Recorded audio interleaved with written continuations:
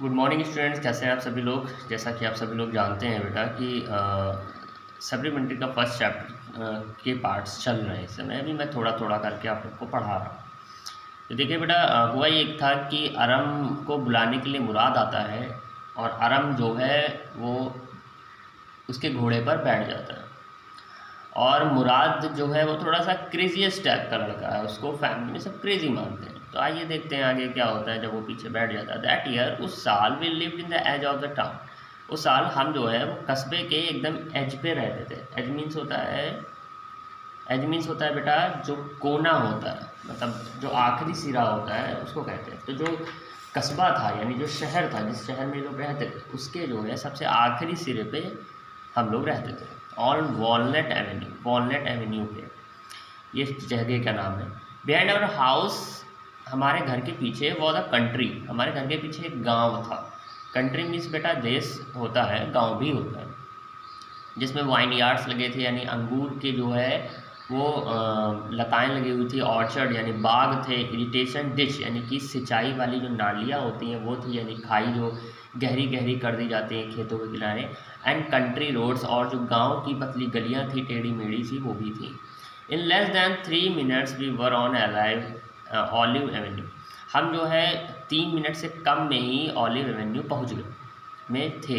And then the horse began to trot. और जो मतलब 3 मिनट में ही हम पहुंच गए। और कैसे पहुंच गए कि हॉर्स जो है तब जो है शुरू कर दिया था ट्रॉट करना। ट्रॉट मीन्स होता है घोड़े की चाल चलना। जैसे ही घोड़ा चलना चालू हुआ तो कि हम 3 मिनट के अंदर ही कहाँ पहुंच गए, ऑलिव एवेन्यू पहुंच गए। Okay. The air was new, जो हवा थी वो काफ़ी ज़्यादा सुहावनी थी, नई लग रही थी। और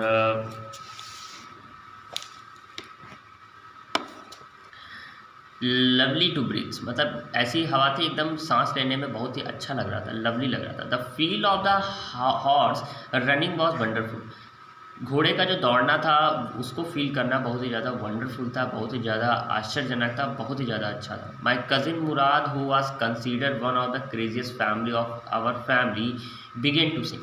मेरा जो कज़िन मुराद था उसको क्या माना जाता था, हमारी फैमिली का सबसे क्रेजियस्ट मेंबर माना जाता था, कंसीडर किया जाता था।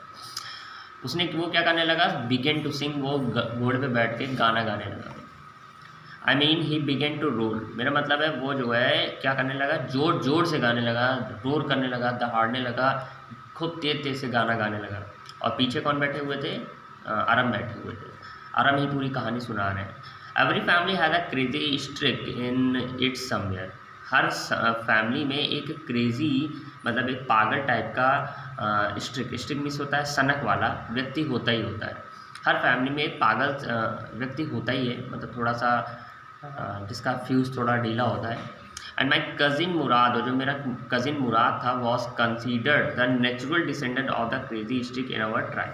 और जो मेरा कज़िन मुराद था उसको ये माना जाता था कि वो नेचुरल डिसेंडेंट है। मतलब नेचुरल डिसेंडेंट मीन्स होता है बेटा वंशज, कि हमारी फैमिली में अगर किसी कोई पहले से कोई हल्का सा ढीला रहा है दिमाग से या पागलपंथी करता है और उसके लक्षण जब किसी में दूसरे में आ जाते हैं, ओके, मतलब उनके बेटों में उनके पोतों में आ जाते हैं, तो जो मुराद है जो मेरा कज़िन है उसको जो है क्या माना जाता है, क्रेजी सनकी टाइप का माना जाता है हमारे ट्राइब में।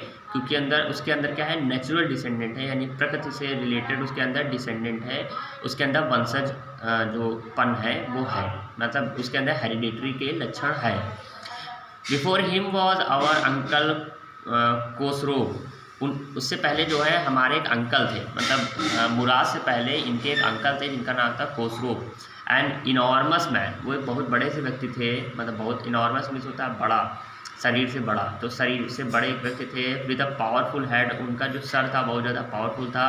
और ब्लैक हेयर, उनके काले काले बाल थे, उनके काले बाल जो थे उनके बड़े से सर पे थे। एंड द लार्जेस्ट मॉस्टेज, उनके जो है बड़ी बड़ी मूछें थी। इन द सैन इक्वालिन वैली, कहाँ पे, सैन इक्वालिन वैली में। ये इक्वालिन वैली कहाँ पड़ती है, आपको कैलिफोर्निया जाना पड़ेगा इसके लिए। तो इस कैलिफोर्निया में जो जैकलिन वैली है वहाँ पे एक इनके अंकल रहते थे कोसरोव, उनकी वो काफ़ी बड़े थे शरीर में, उनका बड़ा सा सर था, उनके काले काले बाल थे, बड़ी सी मूछें थी। A mass of furious in temper, वो एक ऐसे व्यक्ति थे जो थोड़ी थोड़ी देर पे जो है टेम्पर जो है, मतलब टेम्पर मीन्स होता है गुस्सा करना, वो थोड़ी थोड़ी देर पे बहुत ज़्यादा फ्यूरियस हो जाते थे, बहुत ज़्यादा गुस्सा करने लगते थे। सो इरिटेबल, काफ़ी ज़्यादा चिड़चिड़े टाइप के थे इनके अंकल। सो इम्पेशेंट, बहुत ज़्यादा धैर्य नहीं रखते थे। That he stopped any one from talking by rolling, हर किसी को रोक देते थे बात करने से और रोलिंग करने लगते थे, चिल्लाने लगते थे, कहते थे इट इज़ नो हार्म, पे नो अटेंशन टू इट, कोई दिक्कत नहीं है, कोई हार्म नहीं हुआ है, पे नो अटेंशन टू इट, इस पर ध्यान मत दो, हमेशा सबसे यही बोलते रहते थे। तो शायद उसे आरम को ये लगता है कि जो इनके अंकल हैं जिनका नाम है कोसरोव, तो कोसरोव की जो लक्षण है वो किस में चले गए हैं, मुराद में चले गए हैं। कोसरोव भी थोड़ा सा क्रेजियस टाइप के थे और जो है मुराद भी क्रेजियस टाइप का है। Okay, that was all, no matter what anybody happened to be talking about, ये सभी बातें no matter what anybody happened to be talking about, और इसी वजह से कोई भी जो है उनसे बात करना नहीं चाहता था। वंस, एक बार, it was his own son, एक बार उनका खुद का लड़का जो है जिसका नाम क्या था, एरिक, उनके चाचा का, कोसरोव का एक लड़का था एरिक, रनिंग 8 ब्लॉक, वो 8 ब्लॉक दौड़ता हुआ आया to the barber shop, barber shop पे आया, बार्बर शॉप पे नाई की दुकान पे बैठे हुए थे कौन, चाचा जी उनके, कोसरोव बैठे हुए थे। Where his father was having his masters trimming to talent, जहाँ पे उनके पिताजी जो हैं यानी जो कोसरोव है, कोसरोव का लड़का दौड़ता हुआ आया बार्बर शॉप पे, जहाँ पे उनके पिताजी यानी कोसरोव जो है क्या करा रहे थे, अपने मॉस्टर्स को, अपने मोछों को ट्रिम करवा रहे थे, मीन्स छोटा करवा रहे थे। To tell him their house was on fire, और उसने आते ही बताया कि उनके घर में आग लग गई है। The man Khosrove set up in the masters, the man Khosrove set up in the chair and roared, ये जो आदमी था कोसरोव यानी जो इनके चाचा थे आरम और मुराद के, set up in the chair, वो जो है चेयर पे ही बैठे रहे, एंड रोड, और जोर से बोला इट्स नो हार्म, पे नो अटेंशन टू इट, कोई दिक्कत नहीं है, उस पर ध्यान मत दो, सबसे यही बोलते रहते थे, घर में आग लग गई फिर भी ऐसे बोल रहे हैं। देखिए, द बार्बर सेड, बार्बर जो था उसने कहा, but the boy says your house is on fire, जो बार्बर जो उनकी मोछे को ट्रिम कर रहा था उसने कहा लड़का कह रहा है कि तुम्हारे घर में आग लग गई। ओके, सो कोसरोव रोड, तो इसलिए जो कोसरोव और जोर से चिल्लाया, रोड किया उसने, enough, it is no harm, ऐसे मैं कहता हूँ कि कोई दिक्कत नहीं हुई है, बस सबसे यही बोलते रहते थे इनके चाचा जी। तो चाचा जी को इसलिए थोड़ा सा बीच में लाया है आरम अपनी कहानी में, क्योंकि ये बताना चाहता है कि जो मुराद है उसके भी लक्षण जो है कुछ अपने चाचा जी पे ही चले गए, घर में आग लगी पड़ी थी फिर भी इनके चाचा जी को यही लग रहा था कि कोई दिक्कत नहीं हुई।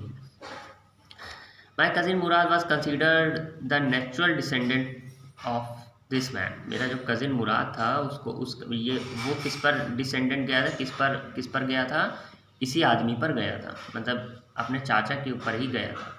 ऑल्दो, यद्यपि मुराद फादर वाज जुराब, यद्यपि जो मुराद के पिताजी थे जिनका नाम जुराब था, who was practical and nothing else, वो कैसे थे, वो प्रैक्टिकल थे और वो ऐसे नहीं थे, मतलब वो पागल नहीं थे। That's how it was in our tribe, ये कैसे था, ये हमारे ट्राइब्स में था। A man could be father of his sons flesh, ऐसा होता है कि a man could be father of his sons flesh, कि जो एक आदमी होता है वो जो लड़के का जो फ्लैश होता है, फ्लैश मिस होता है बेटा, वैसे तो फ्लैश मिस मांस होता है, लेकिन यहाँ पे आप कहेंगे फ्लैश मिस शरीर, तो जो लड़के का शरीर होता है वो अपने पिता का हो सकता है, but that did not mean that he was also the father of his spirit, लेकिन ये ज़रूरी नहीं है कि वो अपने फादर की स्पिरिट यानी फादर के नेचर पे, फादर की आत्मा पर जाए। देखिए इस लाइन को फिर से समझिए, आराम ये कहना चाह रहा है कि ज़रूरी नहीं है कि एक लड़के का शरीर तो अपने पापा जैसा हो सकता है, उसकी बनावट तो पापा जैसी हो सकती है अपने, लेकिन ये ज़रूरी नहीं है कि पापा की जो आदतें हैं, पापा के जो उसके लक्षण हैं, या वो किस प्रकार के विनम्र टाइप के व्यक्ति हैं, ज़रूरी नहीं है कि लड़का भी उनका वैसा ही हो। उसके लक्षण किस पे चले गए थे, अपने चाचा पे चले गए थे, और वो दिखता कैसा था, अपने पापा जैसा दिखता था, जबकि पापा काफ़ी ज़्यादा प्रैक्टिकल थे और ऐसा कुछ भी पागलों वाली हरकतें नहीं करते थे। The distribution of the various kind of the spirit, और इस प्रकार की जो स्पिरिट होती है विभिन्न प्रकार की, उनका जो डिस्ट्रीब्यूशन होता है ऑफ अवर ट्राइब, वो हमारे ट्राइब्स में था, मतलब हर ट्राइब्स में कुछ ना कुछ ऐसा था।